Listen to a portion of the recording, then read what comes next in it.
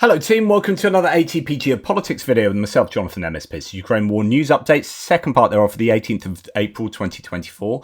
I am not going to talk in any depth about the US military aid bill that may or may not get passed. The bill itself is pretty good by the looks of it, but there are questions about what Mike Johnson's actual plan is and whether he recognises it's going to struggle to get through, whether it be amended, whether it be given poison pills so it's not so digestible for the Democrats, so on and so forth. There are lots of arguments concerning that bill. In and of itself, though, it would be fine if that would pass. That would be good. But I'll leave you to check out my other video, which is a good hour-long video where I talk about that. Okay, so other stuff. So concerning that bill, though, the Institute for the Study of War American military think tank has warned that Russia is gaining the initiative on the battlefield and Ukraine, quote, cannot hold the present lines now without the rapid resumption of US aid. So it's just as important now. It's, of course, increasingly important with every passing day that US aid gets passed and then delivered to Ukraine. Jens Stoltenberg, Secretary General of NATO, has said, and I think this is a fascinating bit of rationale here, choosing between helping Kyiv and keeping air defences, allies must choose Ukraine. NATO Secretary General Jens Stoltenberg said that when NATO members are faced with the choice between keeping hold of their own air defense systems or sending them to Kyiv, they must choose Ukraine.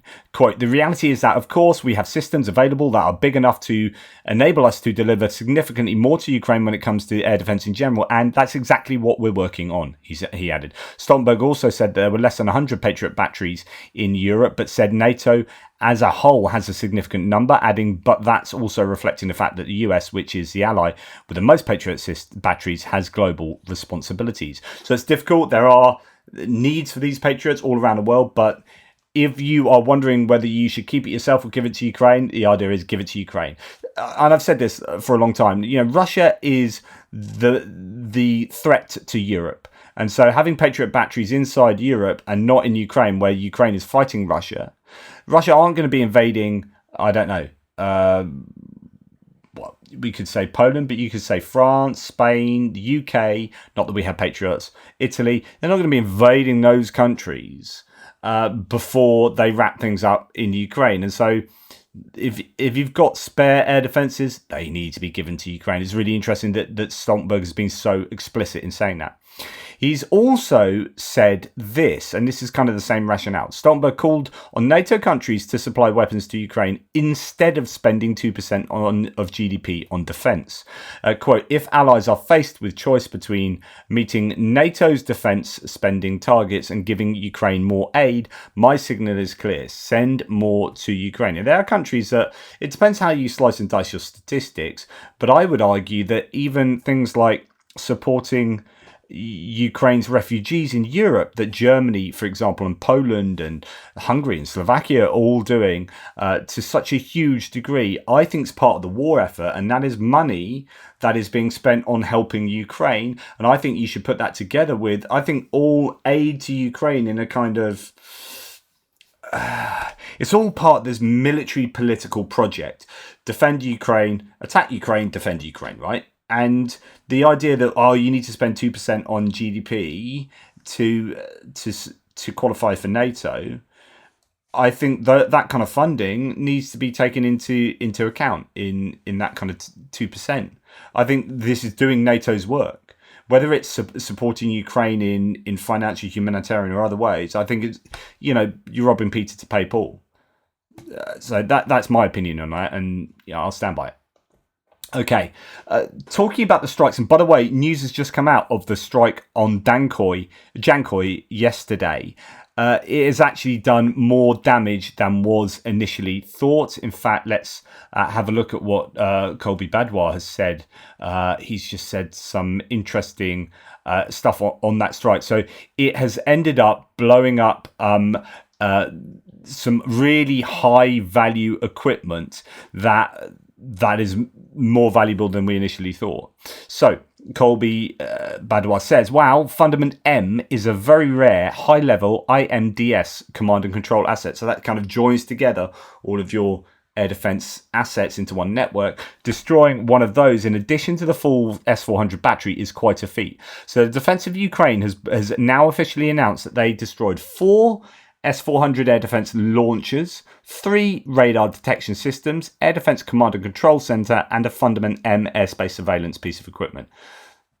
So that's really good news. And as Colby Badwar says, again here, look at what Ukraine can achieve with just a few ATACMS, if indeed they are. They could be Ukrainian ballistic missiles that are indigenously manufactured. But nonetheless, imagine if they had all 1,200 expired missiles from US Army inventory. Wow. They could inflict massive damage on Russian bases all over occupied Ukraine. Does the Biden administration not want that to happen? I have long argued that Ukraine wins this war by having exactly that, like masses of missiles to just fling at Russia and take out their Russian military targets, both inside Ukraine and occupied territories, Ukraine and Russia. You allow them to do that. You give them stuff and give them the free rein to take out those Russian targets. Honestly, it's a relatively simple war to win, nuclear notwithstanding. Ammo shortages are impacting Ukraine's US-made HIMARS, leading soldiers to pass on previously viable targets, an American veteran told BI, so that must be Business Insider. Ukraine has had to get, quote, more and more selective with their targets. This was the case with artillery. Now it appears to be the case with HIMARS, and that is giving Russia an edge. In defiance of their Russia-friendly Prime Minister, Slovaks, so people from Slovakia, given that Robert Fico is a pro-Russian Prime Minister, but also their new president is pro-Russian too now, Slovaks have launched a crowdfunding campaign to raise €1 million for ammo for Ukraine, aligning with an international Czech-led initiative. So frustrated that their own country won't give money to the Czech initiative for artillery ammunition, they're doing private crowdfunding. Zuzana Isakova, representative of MIA Ukraine Civil Initiative Peace something or other, based in Bratislava. It's an organisation supporting Ukraine in Bratislava, which is behind the Slovak Ammunition for Ukraine fundraiser. She told AFP, Agence France Presse, we, the residents of Slovakia, want to and can help. We want to show that it's not only the government and Robert Fico who decide on this matter. Over 3 days, Slovaks have donated more than €1.2 million to the Ammunition for Ukraine initiative. That's absolutely phenomenal. So really good stuff there from Slovakian individuals, citizens. Right, the first deliveries of projectiles to Ukraine from that Czech initiative will begin later in June. So that is, we're coming towards the end of April soon. Then you've got May and June, just in case you don't know how the calendar works. That is not as soon as a lot of people were expecting. I was trying to explain this the other day. Okay, first of all, you have to find all of those munitions around the world, and they're all in different countries. And then you have to say to that country, are we okay to buy them? And that country says yes. So that's an agreement in principle. But there's a lot still to do within that country, but we'll come back to that. So once the country said yes, you then go, oh, we can get these pieces of ammunition. You can do that, all those individual countries, that will take time. And then you say, right, so the Czech Republic said, okay, we've got, let's call it 1.2 million rounds. Or 800,000 rounds, or whatever it was originally. We got 800,000 rounds, right? We've had a word to all these countries. It's going to cost about this much. Who's in? And then all these countries go, we're in, we're pledged this much, we're pledged this much. And then Czech Republic go, okay, we've got this much money. So already we're talking weeks and weeks and weeks of sort of working out and finding out and then getting back and people pledging. And that pledging is still taking place. And then you say, right, okay, we've got all that money now, or at least you guys have promised that money. We need that money in the bank. So can you give it to us now? And then it's the time that countries take to say, right, what budget can we take that money from, and how can we do that? So that takes those countries an amount of time, and then they say, right, we got that. Have we agreed to that? Has Parliament agreed to that, or can we do this kind of like under the radar? Okay, we're going to give you that money, and here is that money, and there you go, in a suitcase or, banks transfer or whatever. So Czech then get that money, and it's probably only at the point that they've got that money and then Meanwhile, they're writing up contracts with those countries.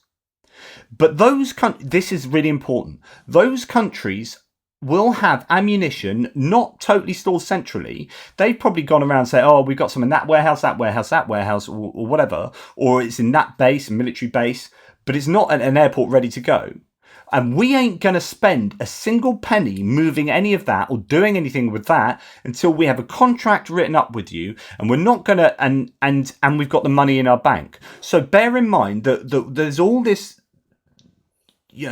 conversations with other countries and getting money from other countries. Then they get that money to check the checks, and then they go to a country, say for example, I don't know, Pakistan, India, South Africa, whoever it is, Turkey, and then say, right, we've got this money, let's draw up a contract. So you draw up a contract, here's the money, or at least here's the money in principle, we'll pay it to you if you, so then, or maybe we'll pay you some of it up front for you to be able to afford, because as a country, they then have to get all that ammunition from potentially different places, or even if it is luckily just in one place, it's not going to be probably at the place where they can deliver it to Czech Republic. So they've got to pay to get that country, to get all of that ammunition, then taken to one single depot, one single airport, or I presume it's going to be air freighted. I mean, it's heavy stuff, so is it going to have to come by ship?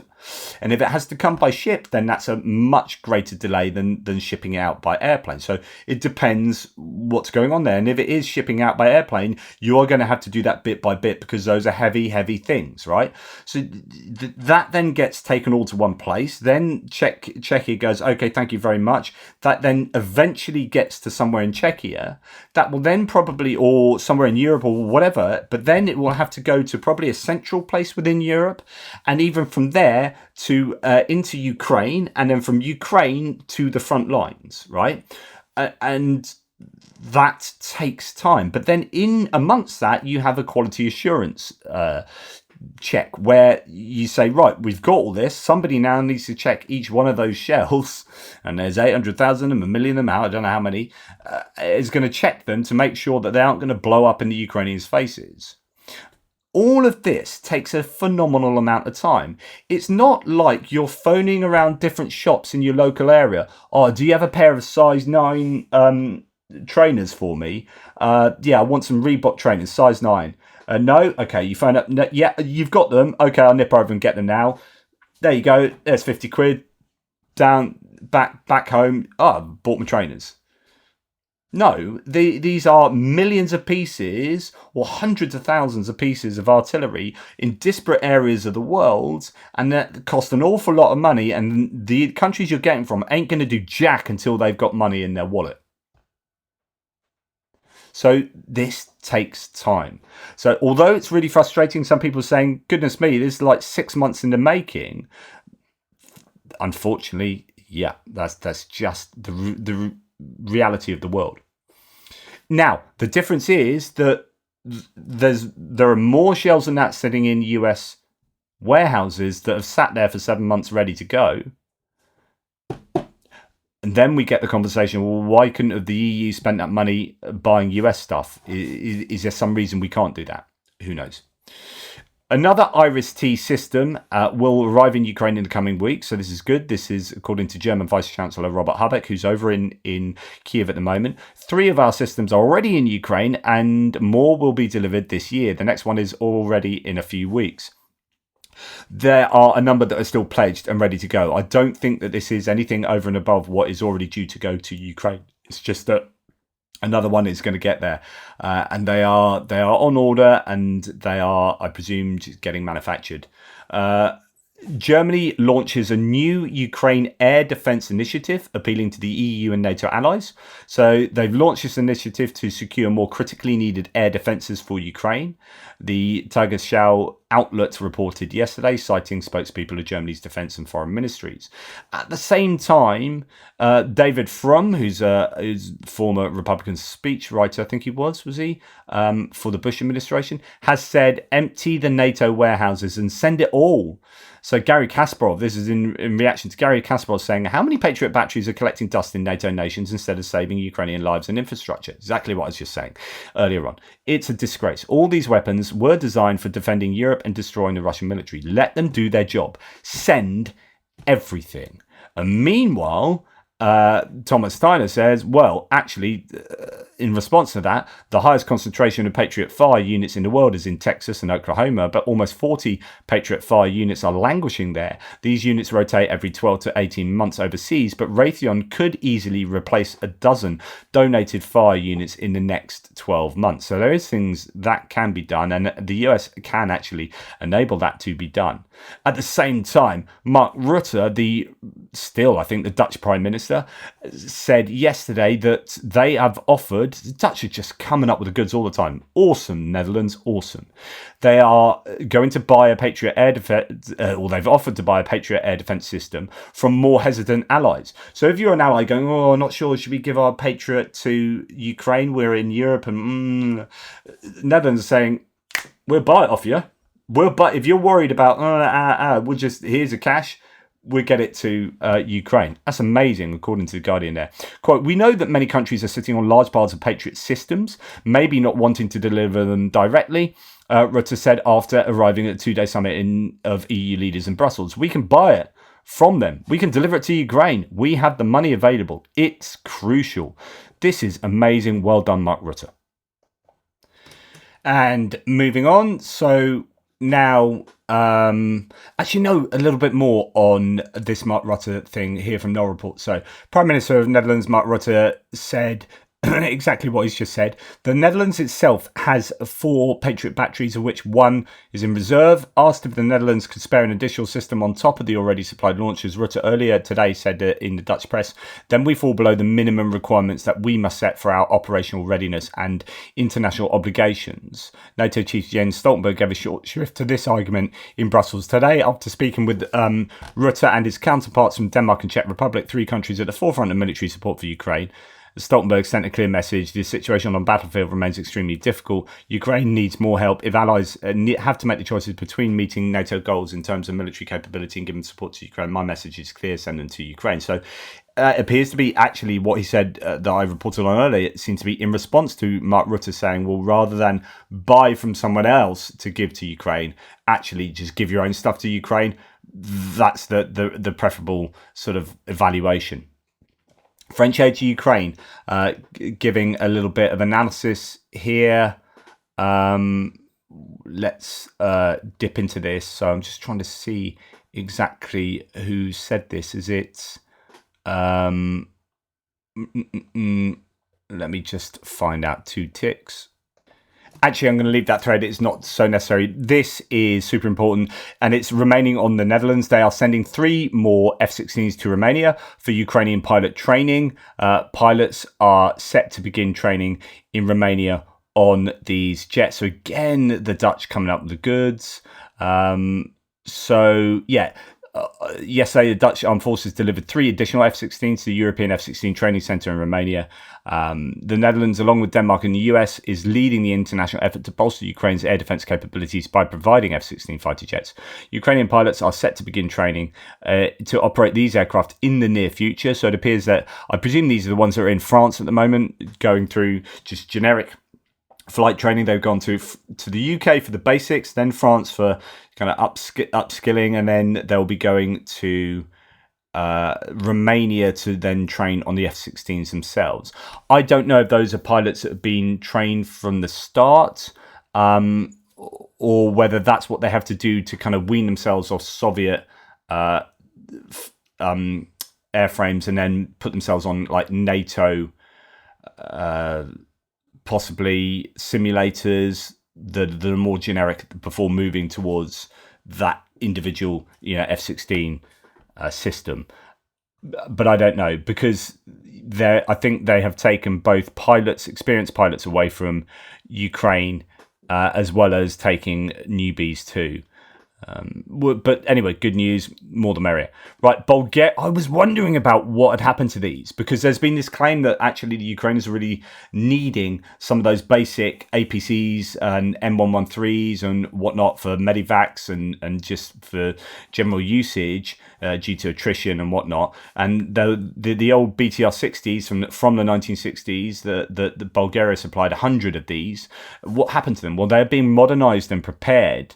They will receive new engines, hatches will be replaced with doors. The driver will be able to work with an SPO-MBT thermal night vision system, and additional Armox 500T armor plates will be applied. So these are modernizing those BTRs to make them more survivable and more useful. And as you can see there, a bit of awesome pixelated camo that we expect from the Ukrainians there. So good news that is happening.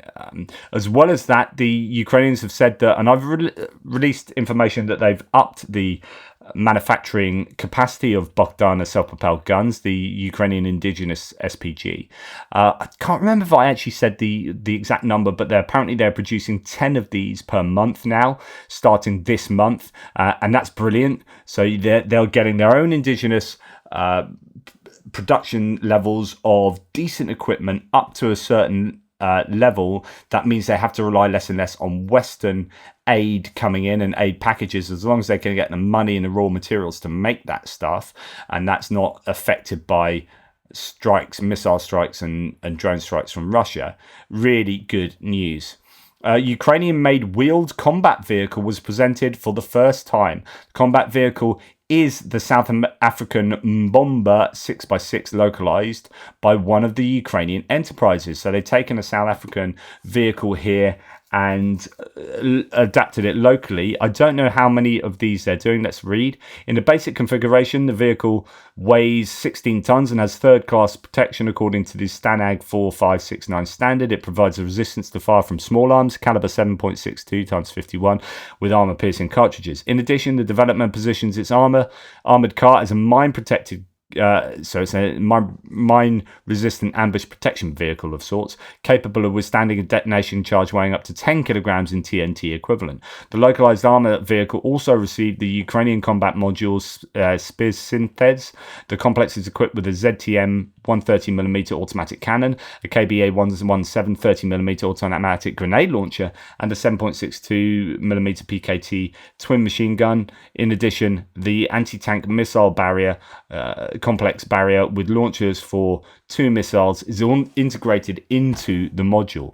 This looks pretty decent then, in terms of certainly its offensive capabilities on top, and has some half decent defensive capabilities as well. So if they can scale up production of that'd be pretty decent, or at least adaptation of that South African vehicle.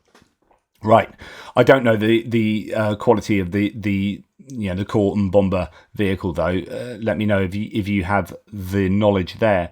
Colby Badwar then chimes in with breaking news of an explosion at BAE's 155mm artillery shell filling facility in Glasgow in Wales, probably pronounced Glascoth or something. This is on the back of the Scranton Army ammunition plant in Pennsylvania 2 days ago having a fire there. So I hope there isn't some kind of widespread partisan sabotage going on with the Russians. But anyway, BAE tells the Sun that there was an explosion at a remote part of the site where artillery shells are filled. There are no injuries and all personnel are accounted for. So good news there. Hopefully that hasn't slowed up production. And Christine Lagarde, this is not good news. The president of the European Central Bank has poured cold water on US-backed proposals to use more than $260 billion of frozen Russian assets to finance Ukraine's war effort, warning they risk breaking international law.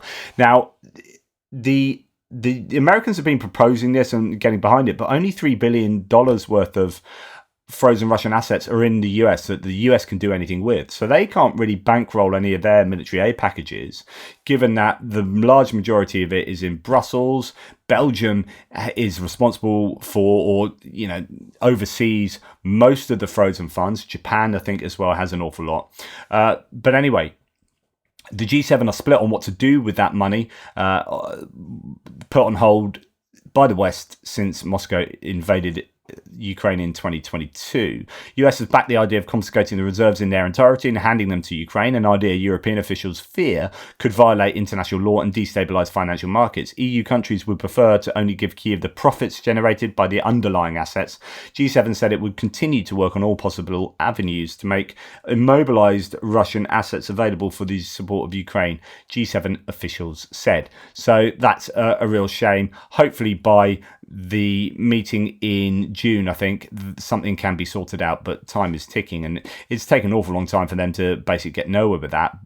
Possibly because, and this isn't like a criticism of them, it's just this is a legal minefield.